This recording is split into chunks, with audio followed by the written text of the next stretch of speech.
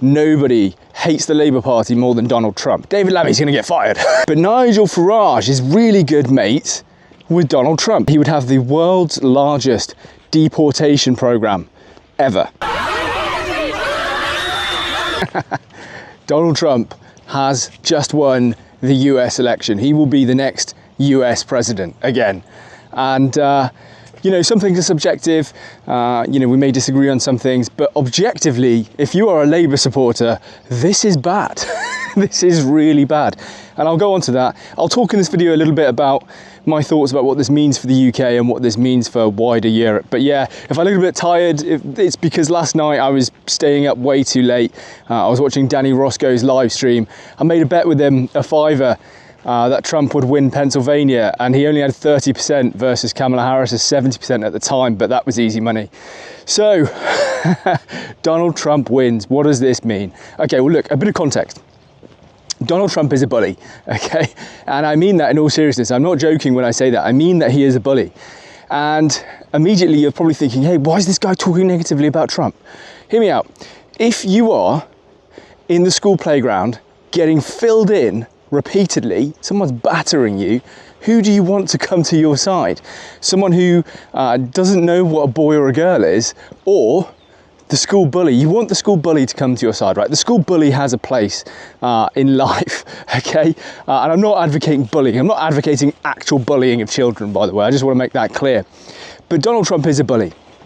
And why do I say this? Well, I can give you, I've made a documentary about Donald Trump recently. Not very many people watched it, but it was a very good documentary. It took me probably 150 hours to make. And I'll go into all of this in a lot more detail. 1,000 hooded Klansmen had marched through Queens in 1927 and brawled with police officers. But let me give you a couple of examples about what I mean and what that means. So Donald Trump comes to Europe and he says, hey, we're spending 4.2% of our GDP on our military. Germany, you're spending 1.3% of your GDP on your military. Germany, if you're attacked under Article 5 of the NATO treaty, you want America, who spent all of this money, to come to your aid and defend your country. We're not doing it. Which is kind of a bullying tactic, right? It's like political bullying. No US president has ever said that, despite the fact that America contributes more to NATO than every other country combined. Think about, process that. It's not like, oh, NATO, you know, America's the biggest contributor to NATO. No, it's more than every other country combined.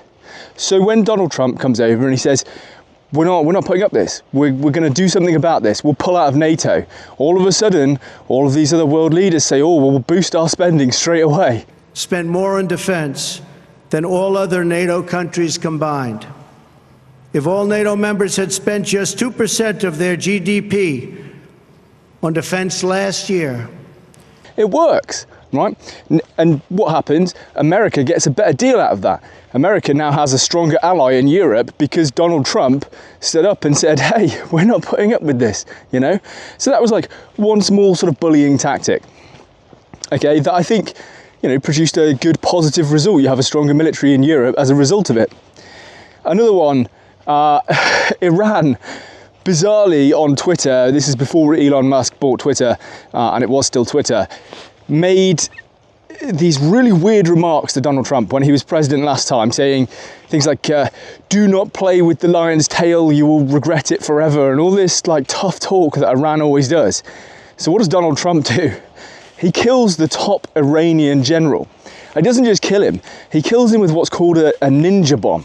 You know, so Donald Trump now has this reputation on the world stage of being a guy that, frankly, doesn't screw around. You know, he's pretty unpredictable, and he will do things that other presidents simply would not do.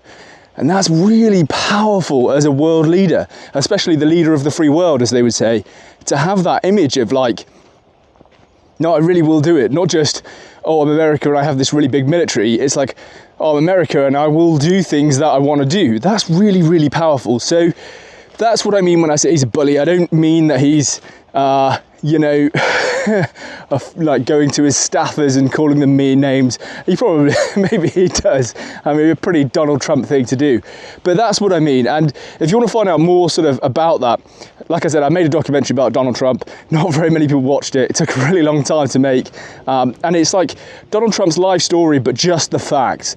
There's no fear mongering or anything like that. It's literally just the facts of what happened in his life leading up to, well, I guess, you know, yesterday when he won the election. So go and check it out if you want to. Okay, so getting a little bit sort of back on topic, what does this mean specifically for the UK? And what does it mean for the Labour Party? Well, look, I'm telling you now, nobody hates the Labour Party more than Donald Trump. Now, why is that? Well, let's take our Foreign Secretary, for example, David Lammy. David Lammy, you know, before they were in power, this was in 2017, said that if Donald Trump should not be allowed to visit the UK, he's racist, he's KKK, all of these things that genuinely are not true. Like, that's absolutely not based in fact. This man is now our Foreign Secretary in the Labour government. So he was saying it as the shadow Foreign Secretary all the way back then, saying that he was going to protest if Donald Trump came to the UK, saying that Donald Trump spends so much time on the toilet because all he does is talk poo. You know, these are just so unprofessional, just wildly unprofessional for a man who was aspiring to be Foreign Secretary. And, you know, he is now reaping what he's sown. So David Lammy, not good. What's going to happen to David Lammy? I'll tell you what's going to happen to David Lammy. David Lammy's going to get fired. David Lammy is 100% going to get fired. He has to get fired. There'll be a cabinet reshuffle, right, before Trump's inauguration. You know, I'm not 100% certain, but I'm 99% certain there'll be a cabinet reshuffle and a few people will get moved around. But the big one will be David Lammy. He can't be Foreign Secretary because he can't have a working relationship with the Trump government. Trump will just say, no, I don't like that guy. We're not interacting with him. We'll have no more to do with the UK until he's gone. That's the kind of person Trump is. So David Lammy, he's gone. He's done. He's absolutely finished because of his stupid tweets.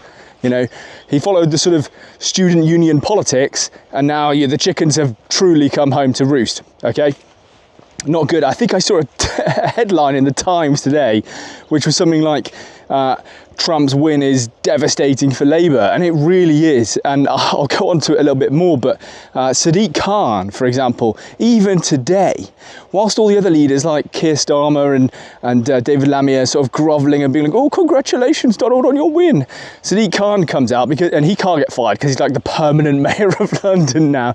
Like, the demographics of London have shifted so that he's now just your like lifetime mayor. It's so bizarre. It's terrible. Really, really terrible. But he put out an article in, I don't know, some rag saying Londoners are now going to be more fearful and anxious because Donald Trump has won. Why? He might make one visit to the UK at best. So that's just nonsense. It's just more fear-mongering, just Sadiq Khan playing to his base who don't like Donald Trump because Donald Trump doesn't really like them very much. Now, there's another issue which is even bigger that's offended Trump, and it's in this election cycle, and you may have missed it. It didn't really make much of a splash in our headlines, but certainly did in the United States, which was that Labour, the Labour government, so not just the Labour Party, as in they're not in power, the Labour government sent activists from the UK to the United States to help Kamala win her campaign. Obviously unsuccessful. But now can you imagine how much Donald Trump truly must despise the Labour government? He may even try and bring legal action against them because ultimately there was all this talk about Russian interference in the 2016 election, and like I said, you can go and watch my video, it explains it all, but this is like attempted UK interference in a US election, which is super bizarre. And obviously, you know, in reality, is it going to make that much of an impact? No, we weren't doing like cybersecurity hacking things and all that stuff. Like, that's not what was happening at all. So certainly not that severe. But it's so bizarre. Why does the UK government think that they can get involved in a US election? Wrong, really wrong. And Donald Trump, he's not the kind of man who's going to forget that. So not only is that David Lammy that's in his sights, Keir Starmer is well and truly in his sights as well. I don't think Donald Trump will visit the UK during this tenure, during the next 4 years. I could be wrong, but if he does, I think those relations are going to be pretty frosty. Now, there's another issue as well. I can't believe it, but there's more animosity between the Trump team and Labour. It's crazy. This is a big beef. This is a really big beef. But there's another issue, which is Elon Musk, obviously, famously, has never really been involved in politics, but came out very, very strongly for Donald Trump in this election cycle, which infuriated liberals, because he's a guy who's like given satellite internet to Africa. He's made electric cars cool. You know, he's done so much for like the left-wing cause, and then he's out there supporting Donald Trump because what else can you do, in all honesty? Now, Elon Musk, obviously, since he's bought Twitter, has noticed, he's seen a lot of Tommy Robinson posts and things like that, but he's seen in general how the Labour Party politicised the judiciary to sentence people to prison for spicy memes on Facebook. So he's seen all of this. Now, that's something that Donald Trump could have missed, in all honesty. That's something that could have flown over the radar of Donald Trump, I think. Because, he's not that active on Twitter anymore. He's got his own social media platform, Truth. It's in the documentary. But Elon Musk has caught onto it, and he's very, very unhappy. And I think he's going to make it a really pressing issue for Donald Trump, because Elon sees this as an attack on free speech. Now, look, in some of these cases, from the riots and the protests, people deserved to go to prison. I know that won't win me any favours here. There's a lot of people who support a guy called Wayne O'Rourke, because yes, he correctly identified that the attacker was a terrorist attack. Okay, and that's true, but that's not the full story. He also posted videos of people rioting and said, "Oh, give them hell, lads," and stuff like that. So there are some people. Does that mean he should get 3 years in prison? Probably not. That's a big puddle. We're just going to dodge that. Does that mean he should get 3 years in prison? I actually don't think so. I think that's too extreme. But there we go. Some people deserve to be in prison. Not all of them, right? Peter Lynch is a good example, and we keep coming back to it because it's still true. He wasn't involved in any violent behaviour. He didn't damage anything. He just told the police they were scum, and he got 2 years and 8 months in prison. Now, I reckon if you were drunk on a night out and you called police scum, they would maybe throw you in the cell for the night. Maybe they would just tell you to bore off and leave you alone. I don't know. But you wouldn't be going within 24 hours, you're in a jail cell on remand, and then the next day you're having your hearing, and that's it, you're done for 2 years and 8 months. And unfortunately, as we know, we know what happened with Peter Lynch. I'm not going to say it, but we know what happened with Peter Lynch. He ended his own life. So now let's not forget Nigel Farage. I've spoken a lot about Labour. I'm not going to talk about the Tories because completely uninteresting. They're just completely uninteresting to me in general at the moment. But Nigel Farage is really good mates with Donald Trump. He's right now in Mar-a-Lago with Donald Trump celebrating. Donald Trump, when he gave one of his speeches, gave a big shout out to Nigel Farage. Crazy, right? They're really good mates. Like, genuinely, I think they're really good friends. And Nigel's also the leader of a minority party within the UK. So what does this really look like? How does this shape and affect us?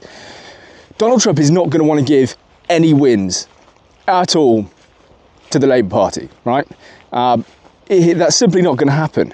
Will he try and give wins to his mate Nigel Farage?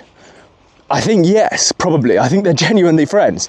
So I think, Donald Trump is obviously the strong man in that relationship, right? He's the top, if you want to see it that way. It's a bit, make of that what you will. But Nigel Farage still has just enough sway, I think. He's obviously seen in a much more favourable light than someone like Keir Starmer. So Nigel Farage could effectively become like the ambassador to the United States without actually being the ambassador. Like, he's the go-to guy. If Trump wants to say something or do something in the UK or about the UK, he's probably going to go through Nigel Farage, not through Keir Starmer. That's the kind of man that Trump is, honestly. He values loyalty a lot, really a lot. And he'll see Keir Starmer has been trying to kick Trump down, and Nigel Farage has been trying to build him up. So that's a fairly clear sort of thing that's going to happen there. And I think if Nigel Farage does manage to get some kind of win out of this situation, it could really help him in the next election cycle. But you've got to remember, Nigel Farage and Donald Trump cannot lead together at the same time. It's now mathematically impossible. Donald Trump's term ends in 2029, like right at the start of 2029, like January, and Nigel Farage couldn't even become Prime Minister until then.